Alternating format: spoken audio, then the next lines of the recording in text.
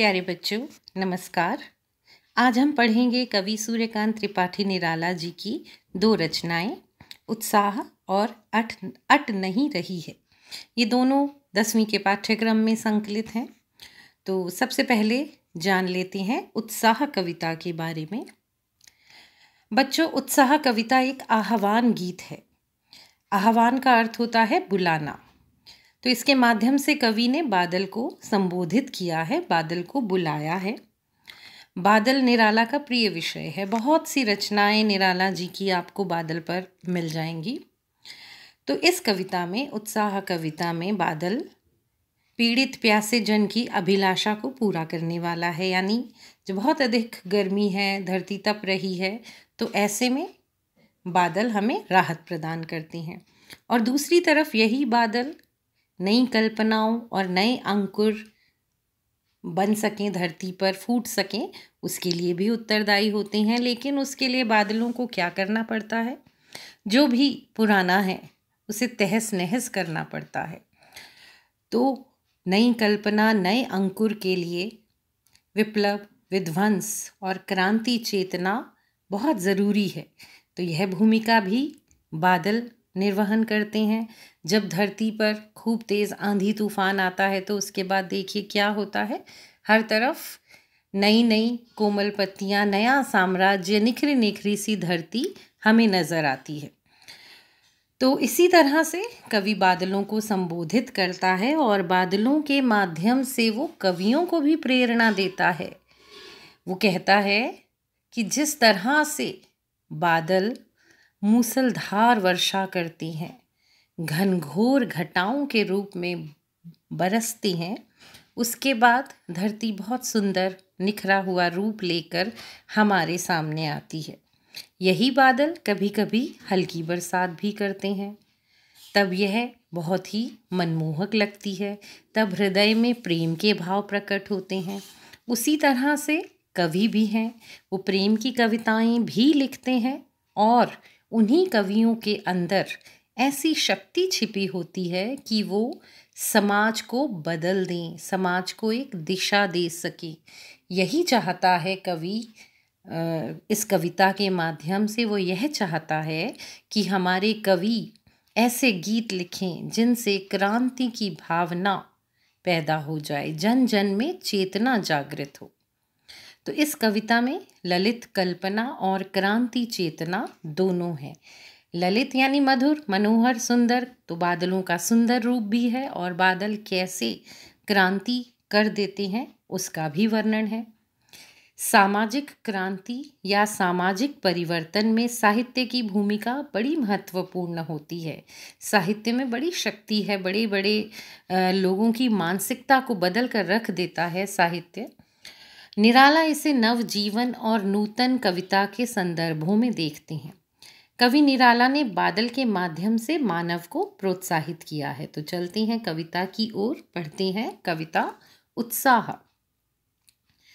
बादल गरजो, घेर घेर घोर गगन, धाराधर ओ, ललित ललित काले घुंघराले, बाल कल्पना कैसे पाले। तो कवि बादलों से आग्रह कर रहा है गरजने के लिए। भयानक गर्जना करो और सारे गगन को घेर लो, संपूर्ण आकाश में तुम छा जाओ। तो एक तो बादलों का ये रूप है। दूसरी ही पंक्ति में वो लिखता है ललित ललित काले घुंघराले। ललित का अर्थ है सुंदर। तो बहुत ही सुंदर हैं बादल। काले घुंघराले, बालों की तरह हैं बादल। बाल कल्पना कैसे पाले। बाल कल्पना, बाल का यहाँ पर अर्थ है बालक, बच्चे। बच्चों की कल्पनाओं की तरह हैं बादल। तो जैसे तरह तरह की कल्पनाएं करते हैं बालक आकाश को देखकर, तो वो मधुरता भी है बादलों में। लेकिन इसके साथ साथ ही बादलों के हृदय में क्या छिपा है, देखिए। विद्युत छवि उर्मे, कवि नवजीवन वाले। विद्युत, विद्युत का अर्थ है बिजली। तो विद्युत छवि अर्थात बिजली की आभा, बिजली की चमक भी है। सुंदर रूप तो है ही बादलों का, लेकिन उसके साथ साथ उसके अंदर एक कठोरता भी छिपी हुई है। तुम्हारे अंदर वज्र जैसी अपार शक्ति छिपी हुई है। वज्र छिपा, बादलों के अंदर कठोरता भी छिपी हुई है। उसी तरह से जो कवि होते हैं, बहुत मधुर गान लिखते हैं, सुंदर सुंदर कविताएं लिखते हैं, साथ ही साथ उनके अंदर इस संसार को बदल देने की शक्ति भी छिपी होती है। तो यही अनुरोध कवि बादलों के माध्यम से और कवियों से करता है कि जिस तरह से बादल में मधुरता है, इसी के साथ साथ बादल अपनी गर्जना से क्रांति को जन्म देते हैं, उसी तरह से कवि अपनी कविताओं में नई रोशनी भरें, नई चेतना लाएं, समाज में जागृति फैलाएं। तो इस तरह से वज्र छिपा नूतन कविता, फिर भर दो बादल गरजो। विकल विकल उन्मन थे उन्मन, विश्व के निदाग के सकल जन, आए अज्ञात दिशा से अनंत के घन, तप्त धरा जल से फिर शीतल कर दो बादल गरजो। विकल विकल उन्मन थे उन्मन। विकल और उन्मन का अर्थ एक ही है लगभग, कि विकल मतलब परेशान, अनमने से, उदासीन। निदाग का अर्थ होता है गर्मी। सकल जन, सकल मतलब सारे, सभी लोग। अज्ञात का अर्थ आपको पता ही होगा बच्चों, जिसे ना पता हो, जिसका ना पता हो उसे कहते हैं अज्ञात। घन, घन का अर्थ है बादल। बादलों के और पर्यायवाची भी आप जानने की कोशिश कीजिएगा। तप्त धरा, तप्त धरा अर्थात जलती हुई धरती, इसको शीतल कर दो। तो विकल विकल उन्मन थे उन्मन, विश्व के निदाग के सकल जन, आए अज्ञात दिशा से अनंत के घन, तप्त धरा जल से फिर भर दो, जल से फिर शीतल कर दो बादल गरजो। तो क्या होता है कि गर्मी से परेशान मनुष्य है, उसके हृदय को शीतलता कैसे मिलेगी? जब बादल बरसेंगे। तो कवि का कहना है कि हे बादल, तुम इतना बरसो, इतना गरजो कि निरंतर बढ़ती हुई गर्मी से विश्व के सारे जन जो अनमने हैं, उदासीन हैं, परेशान हैं, वे सब शीतलता का अनुभव करें। तो ऐसे समय में आकाश में अज्ञात दिशा से आकर गर्मी से तपती धरा को बरसकर अपने शीतल जल से शीतल कर दो। हे बादलों, खूब बरसो, खूब गरजो, ताकि पीड़ित जन सामान्य को सुख का अनुभव हो, परिवर्तन का आभास हो। तो कवियों से ही बादल के माध्यम से निराला जी कवियों से भी अनुरोध करते हैं कि वो अपनी कविताओं से जनमानस के लिए, जनमानस की जो जिंदगी चल रही है उसमें कुछ परिवर्तन करें, उससे उन्हें सुख का अनुभव हो। तो ये थी निराला की कविता उत्साह। अगली कविता है उनकी अट नहीं रही है। बहुत ही सुंदर प्राकृतिक सौंदर्य से भरपूर कविता है, अट नहीं रही है। यह कविता फागुन मास की मस्ती और शोभा का वर्णन करती है। फागुन मास होता है मिड फरवरी में, जब होली का त्यौहार आता है, तो मिड फरवरी से शुरू होकर मिड मार्च तक चलता है फागुन का त्यौहार। तो उसी फागुन के माह की जो सुंदरता है उसे कवि ने वर्णित किया है इस कविता में, जिसका शीर्षक है अट नहीं रही है। अट का अर्थ होता है बच्चे समा नहीं रही है। तो प्रकृति इतनी सुंदर हो जाती है फागुन के महीने में कि वो सुंदरता पूरी धरती में समा नहीं पाती है। तो जान लेते हैं कविता के बारे में। कवि फागुन की सर्वव्यापक सुंदरता को अनेक संदर्भों में देखता है।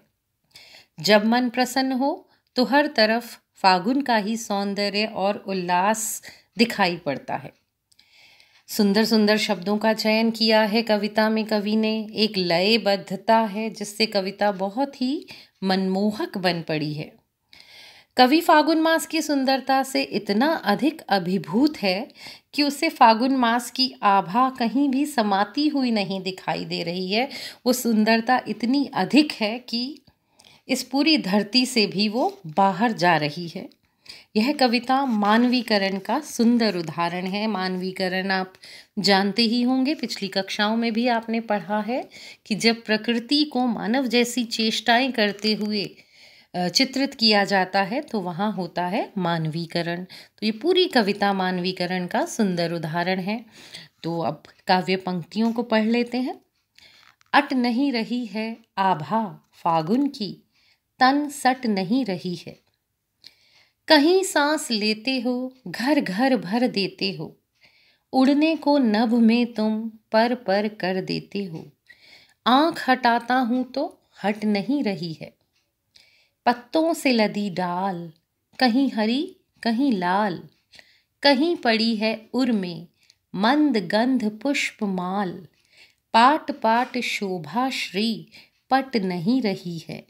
इस तरह से ये फागुन मास की सुंदरता का वर्णन किया कवि ने। अब हम शब्दार्थ देख लेते हैं। अट का अर्थ है समाना, प्रवेश पाना।